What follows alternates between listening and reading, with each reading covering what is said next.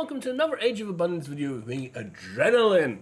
Now, I did remember this time, because last time I was caught off guard a little bit, that you can actually choose Emperor difficulty. Like, the first one I think was the culture one with Pericles, and they only had the Prince difficulty option. So I wasn't expecting that there was going to be a second one for the Harold Hardrada one. But this time we fully went in on the deep end, if you will, and went Emperor difficulty.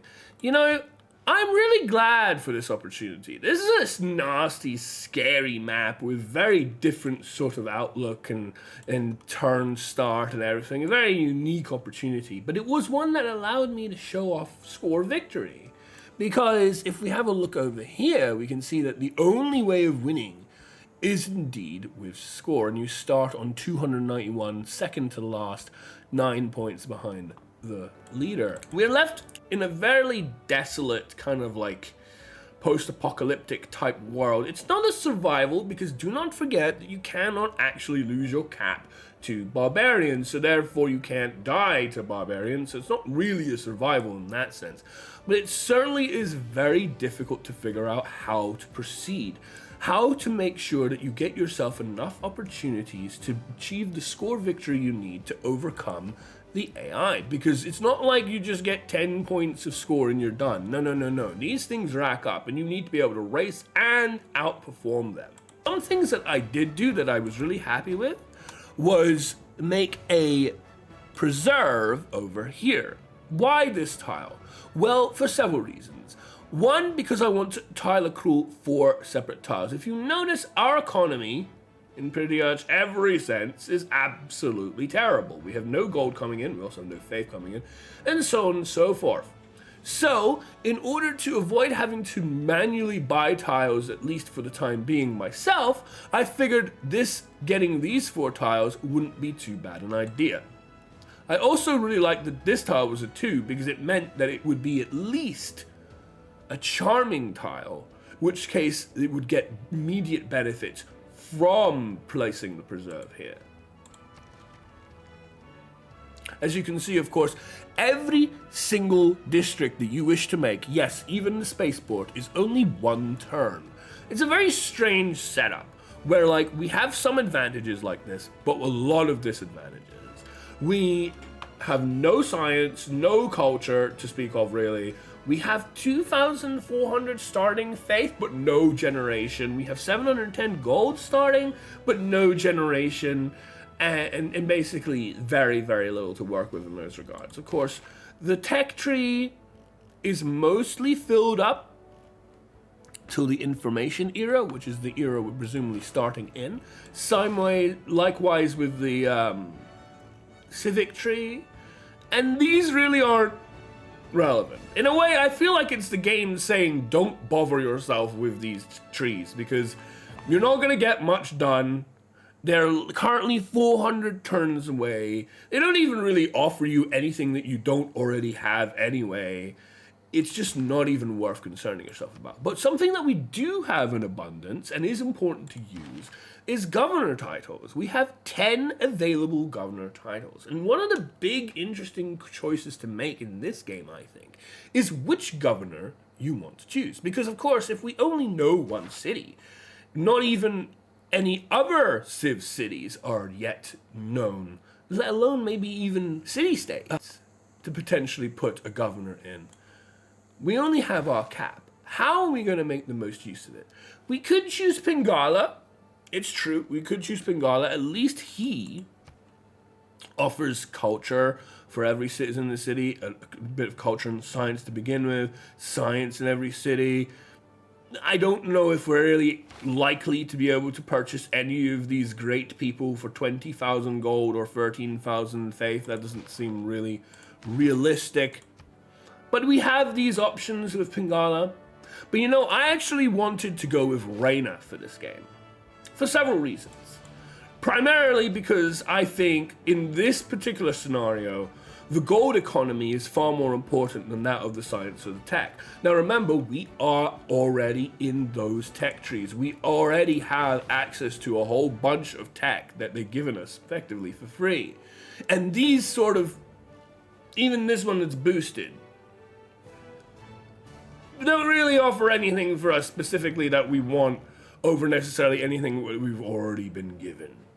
So I don't really see the value in science or culture for a game like this. In this game, no, I think gold is more important, which is an interesting, difference to your usual standard fare.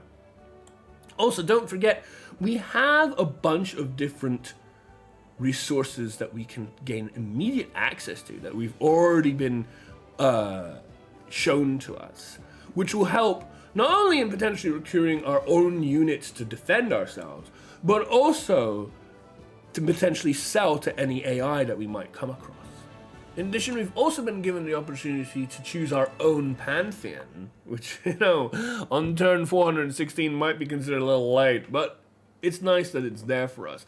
And we can choose a whole bunch of different things. We can obviously go religious settlements, which is always lucrative. Fertility rights, which could help us with our immediate growth and population starvation problems. But I went Dance of the Aurora. Because of course, we don't have any faith generating coming in. I don't know if there's going to be opportunities to spend our faith, but we have some if we do. And I would like to be able to potentially get those great people. So I think some really powerful holy sites could be the ticket. Note that even though we can choose a Pantheon, all the profits are taken. Well, nobody actually has them, but you can't make a religion. That's really the point of that.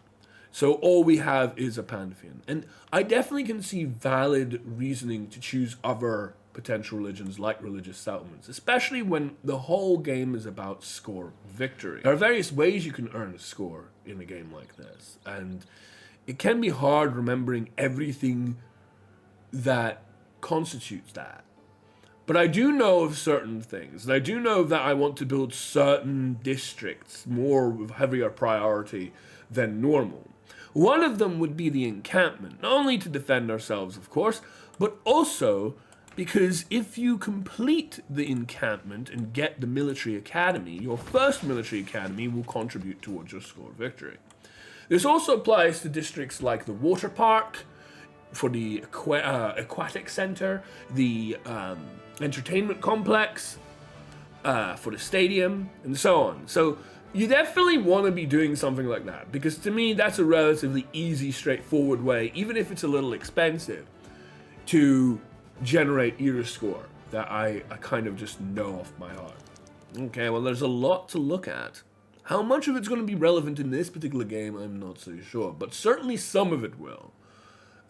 Some a little more obvious than others. Anyway, let's get to it. The last best west. Last. Interesting, considering it's already prepared for this sort of apocalyptic situation. Allows farms to be built on tundra terrain. After civil engineering is unlocked, which obviously we already have given at the beginning, farms can be built on tundra hills, in snow, tundra, snow hills, and tundra hills. All mines provide +2 production, lumber mills provide +2 production, camps provide +2 food, farms provide +2 food, and strategic resource accumulation rate is +100%. Reduces the purchase cost of tiles in these terrain types by 50%. So that definitely helps us outside of the preserve to get tiles that we might well want. Like, for example, I know that size of city matters, like getting to size 15 on a city, especially since we haven't got that already, will definitely provide us some points score. As well as probably getting our first breathtaking +6 neighborhood as well. 4 Faces of Peace. Cannot declare war on city-states or surprise wars. Surprise wars cannot be declared on Canada. For every 100 tourism per turn, earn 1 diplomatic favor per turn. Receive +100% diplomatic favor from successfully completing an emergency or scored competition. The tourism thing is almost certainly right out, because quite frankly, I don't think we care about either of these things, to be honest. At least not for this game. You don't really get any score for generating tourism.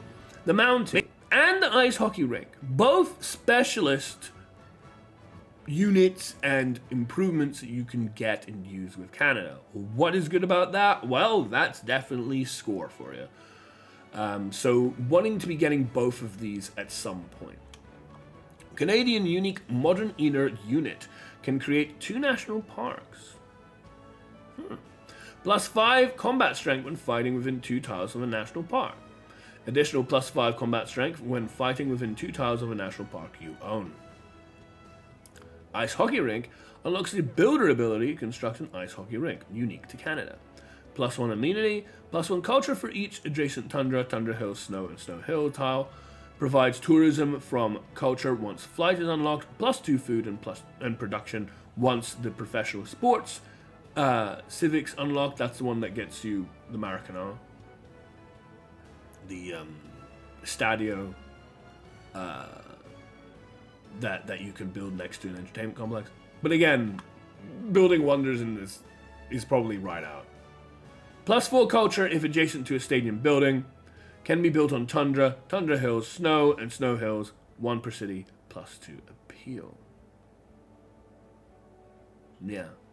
Well, with the ice hockey rink in particular, I like, and you get 1 per city, much like the golf courses in Scotland and a few other things. I like being able to boost and bolster my tiles that I generate with the preserves to get better values, in order to then, push some tiles to breathtaking or charming at the very least, and get more out of my grove and sanctuaries that we'll be building throughout the land. You rejoin us a mere 10 or so turns later, and in that short period of time, we've already found ourselves right in the thick of it, not only with 1, but 2 barbarian giant death robots.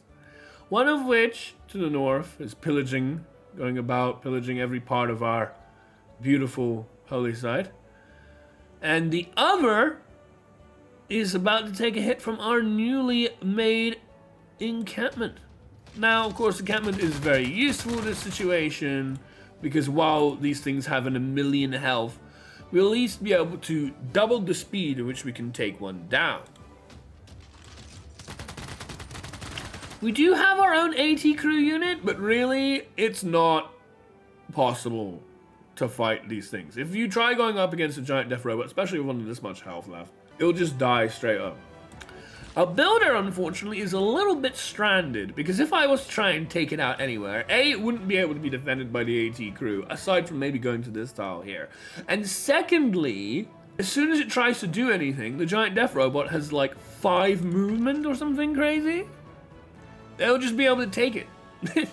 Just kind of silly, but Also, I would like to make farms to help alleviate our population situation, but the last thing I want to do is give an opportunity for these giant death robots to then come along and regain their health back. So, advise against doing that, at least for the time being.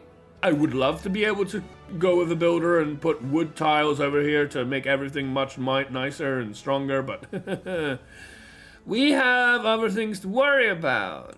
However, we're not only in this little tight corner. We have managed to be able to send a settler effectively as a naval scout unit with a whopping 6 movement to go and try and find out information about everywhere else. Of course, do not forget that, again, with the idea of thinking about score victories, one of the ways to generate score, for sure, is to navigate the globe. Now, this globe is a bit weird because it's stuck in the Stone Age, aka it is a literal 2D, not wrapping round map. So, I don't know how they did this, but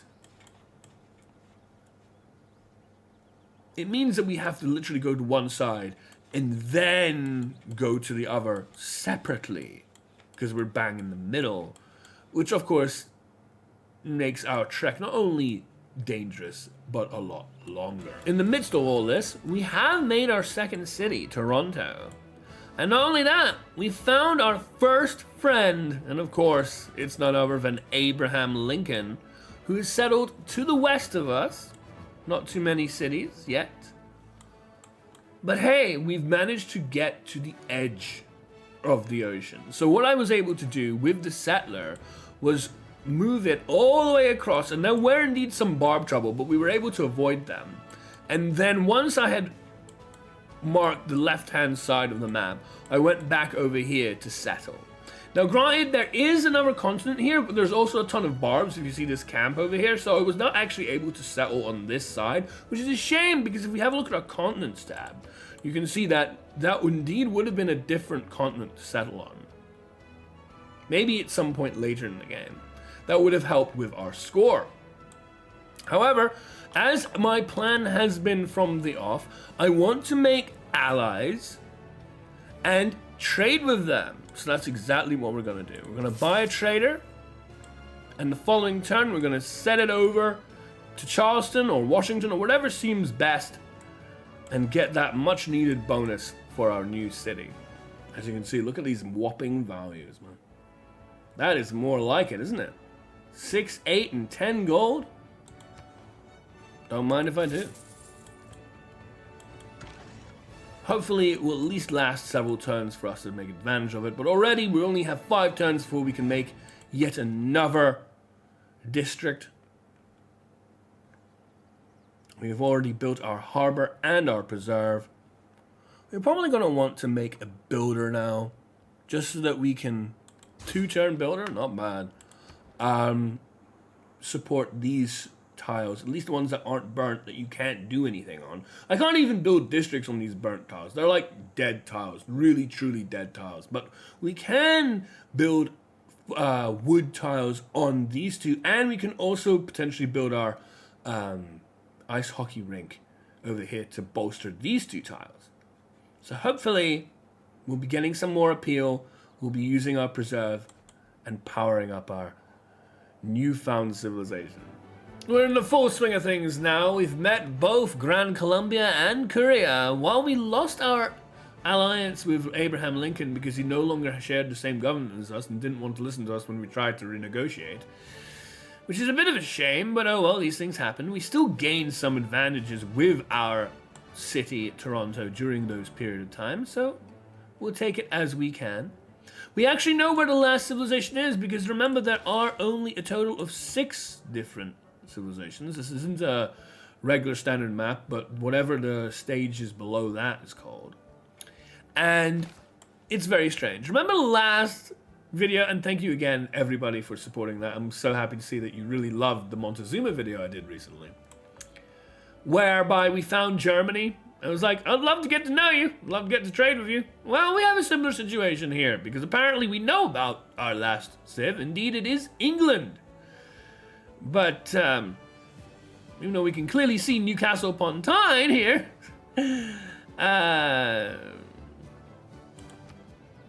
can't even click on it. We can't even select it. And you certainly don't even see the portrait up here.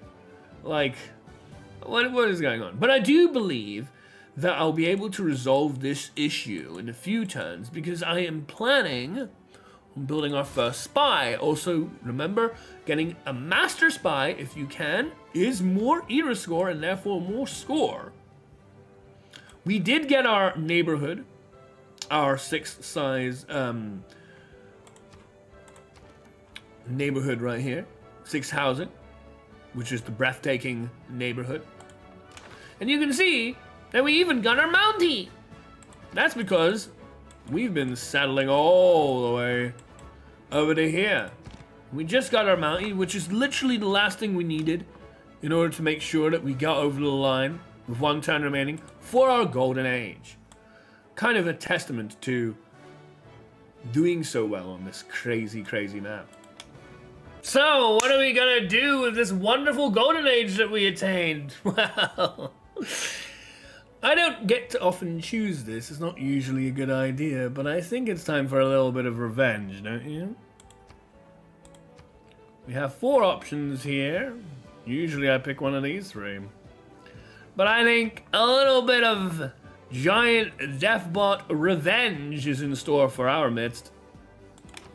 Let's get our own giant death robot, shall we? We even get a nice bit more of era score for it. Giant death robot wields it as a weapon for the first time in the world.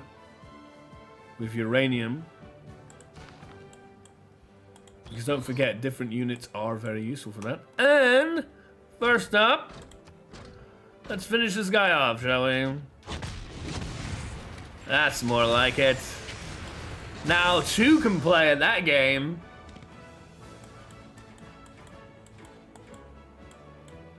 And speaking of where he was, destroying my precious preserve, let's get that back online. There she is, our final ally. Though not without her own barbarian trouble, I must say. It's unfortunate we can't really boost our gold economy because nobody seems to have bothered with making commercial hubs. I certainly made more harbors this game than I did commercial hubs, but I do still think gold is pretty powerful when it comes to trying to assemble your own defenses. So often we go just steal tech boost and hope that works out. We've already done gain sources, so we've given ourselves the best chance of getting it. I do want to get those promos, and some of those missions, like the reduction in loyalty, I don't think even yield you a title if you even are successful. So this all comes down to this. In the end, we really did storm away from our competition. Over 30 points in advance over second place Abraham Lincoln, who himself did pretty well getting away from everybody else. It's a far cry from the 293 that we were starting with. Anyway, let's see the final moments. From our humble beginnings ages ago, have you forged a civilization that has withstood time itself. Though countless civilizations rise and fall around us, we do not just survive, we prosper. Yay!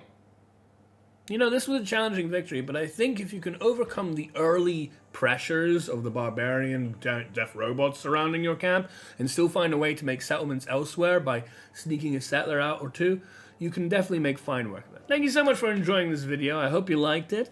Don't forget to subscribe to the channel, to like the video. We were so close last time with our 10 likes to get some extra Civ streaming going.